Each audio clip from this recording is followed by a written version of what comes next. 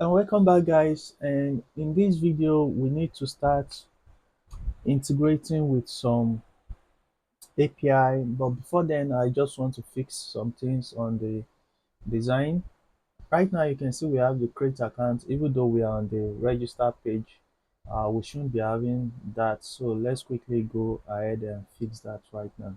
So let's go into our features, and in the route page, register form, let's go ahead and first of all, on the login page, let's change this back to link. So we shouldn't be getting the error right now. Yeah, so we're not getting the error again, and this too. And if we should check that out right now, if we should go to the login,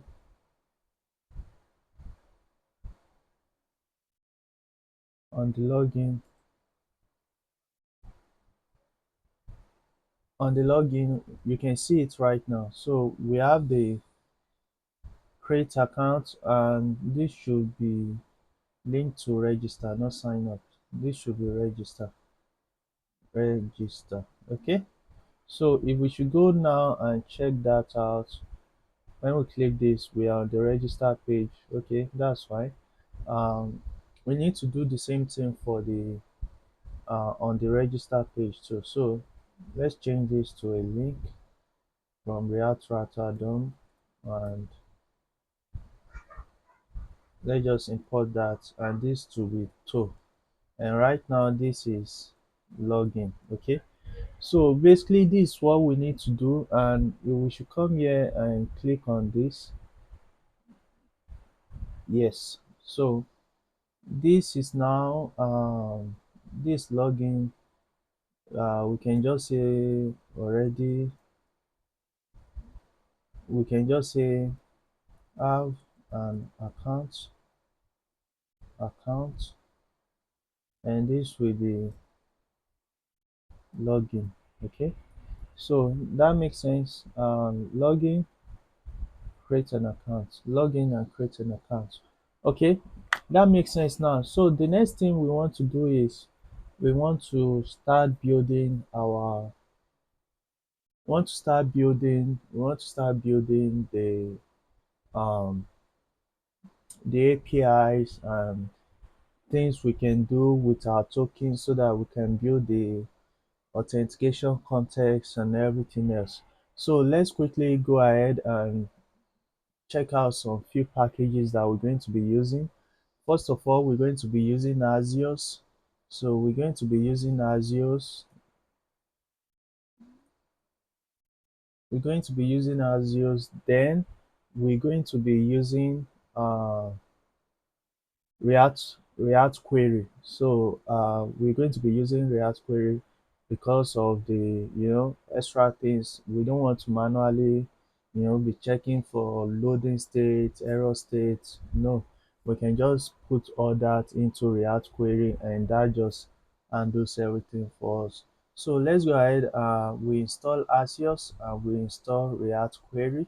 So how we do it is that, let's quickly go to their website. Um,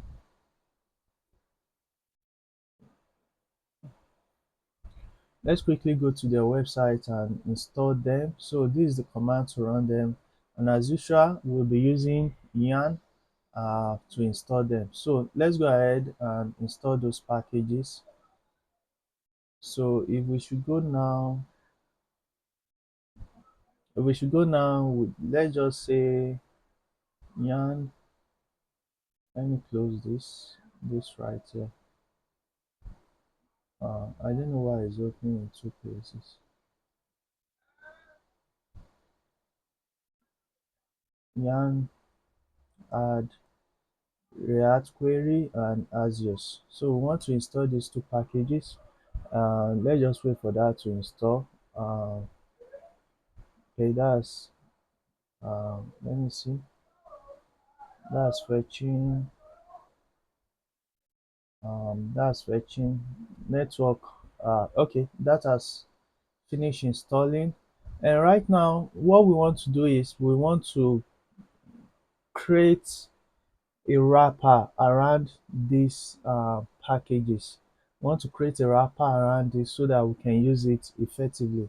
We don't want to like interact with it directly. We want to create a wrapper around the packages. So the first thing we want to do is we want to create uh, let's create an instance. Let's just create an instance. The first instance we want to create is an instance for the Axios. So let's come here, we create a new folder, we call it Axios. Right now we just do on the index.ts page. What we just need to do is we create a new instance of that Axios instead, and we're going to be using this. And the reason why we're doing this is because um, we need to when the user is authenticated, we want to attach the token, the access token to each request for so that we can have access to the authenticated route. You understand? So these Axios, we should just import it. We don't need to destructure it. So this should be create. Yeah. So we can pass some options to this. This is the base URL. We need to pass this from the env file, so you can do something like process dot something, but I'm not going to do this because we're using Vite. The Vite gives us like that, Vite give us that opportunity to like import data as variables from our env, and we're going to utilize that. So we set a timeout of 6,000. That's basically um, the timeout that we need to put into that. So right now, what we can do is we need to create our env file. So let's go ahead and say .env. And right now, we need to say app base uh, API base URL, and we put our local our backend route into that, so which is localhost 4000. Okay, so let's just take out this https just like this. And to import this, we need to create a config file that will hold all our um, configurations. So let's go ahead and create a folder called config, and right here let's say env.ts. Okay, so this will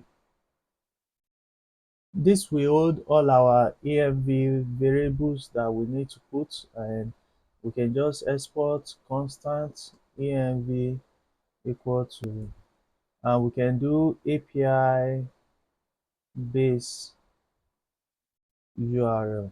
So let's just make it the same name with what we have in our it's still the same thing. So this will be import. We're going to be importing this from um, meta.env dot we need to put that Vite app, then our base URL. Basically this is all we need to do. Do we need, okay, yeah, let's follow the naming convention. We need to follow the naming convention. Yeah, so this is how variables are being named in Vite. So we can now come here and bring in that config and say base URL. So basically we've created an instance of that Axios, and this is what we'll be using everywhere we're going. So the next thing is let's create another instance for our React query, and this is to let us um, do some configuration on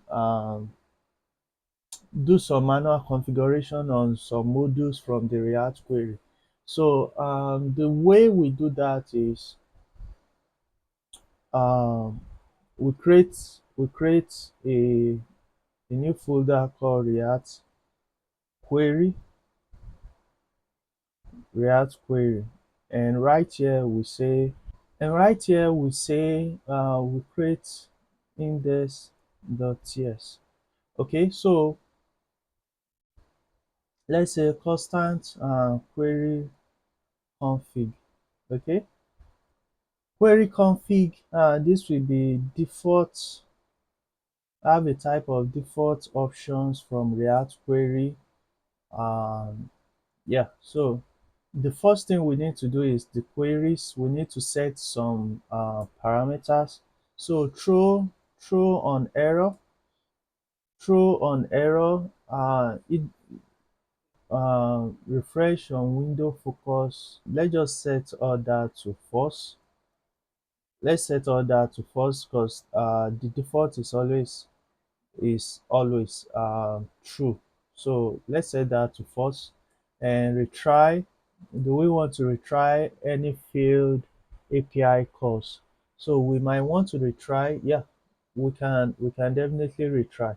So but this will be a function because when we get some certain type of errors from our API, sometimes we may not want to retry.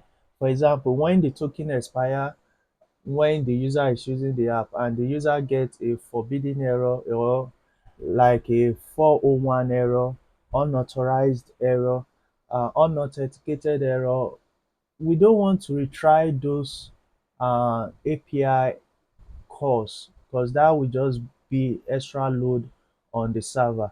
Okay, so what we want to do at that point is to regenerate the access code and retry that request. So, and also if an API return 404, which means there is no resources found for that API call, we don't want to retry that. So we need to also make this exception on the retry part. So we call this failure count.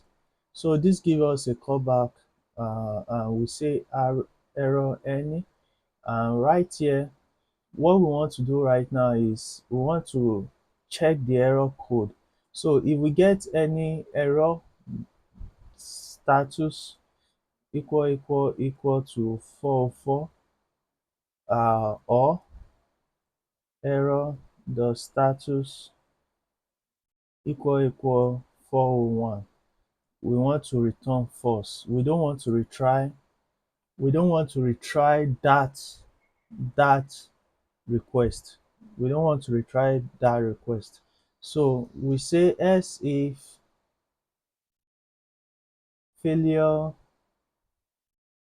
failure counts greater than 1, we return false. That means if you've tried it more than once, you've tried it twice, then if you try it once, the count is 1. If you try it 2 times, the count is now 2 times. And if the failure count is not more than once, then we just stop trying it. So we only get 2 retrials. So the next thing is we want to return true. So we want to return true for that request. That means retry that request. So that's for the queries, and for the mutation, let's just say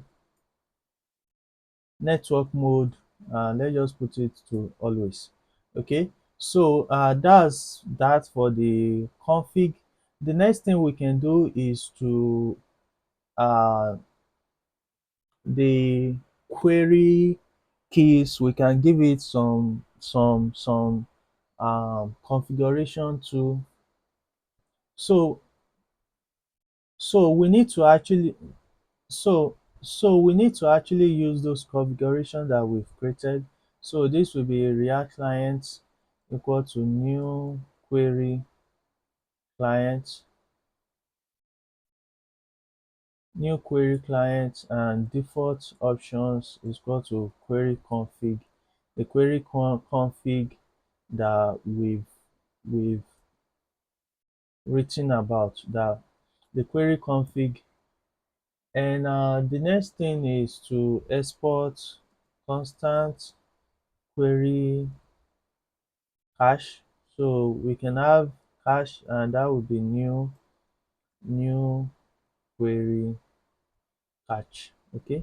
So all this is probably we might need to do some configuration in the future. We don't need to start doing everything on each page. So we can just put everything in a single file. So the next thing we can just do is to just give it some type, and I'm just going to copy those types.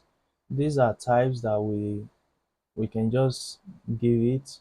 So these are all types. Let me just import all this.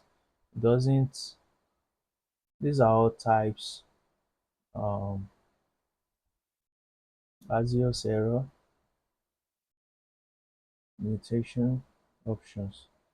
So these are all types. You can just copy this and just put it right there. So these are all types. Yeah.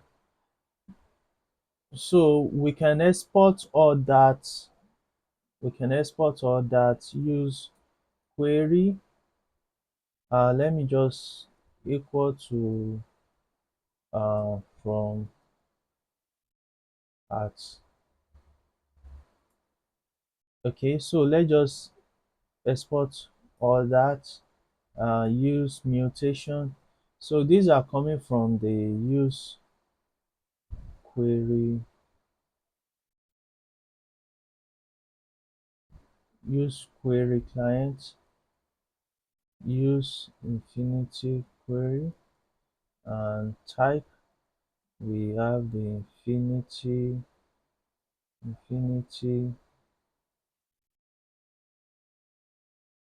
data. Yeah, let me take this out. Yeah. So we've configured our React query right now, and we can start using it anywhere. So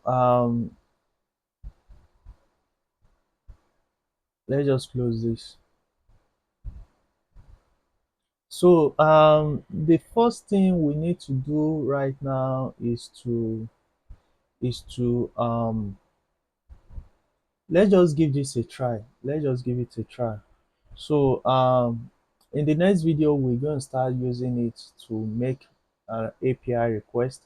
So I'll see you in next video.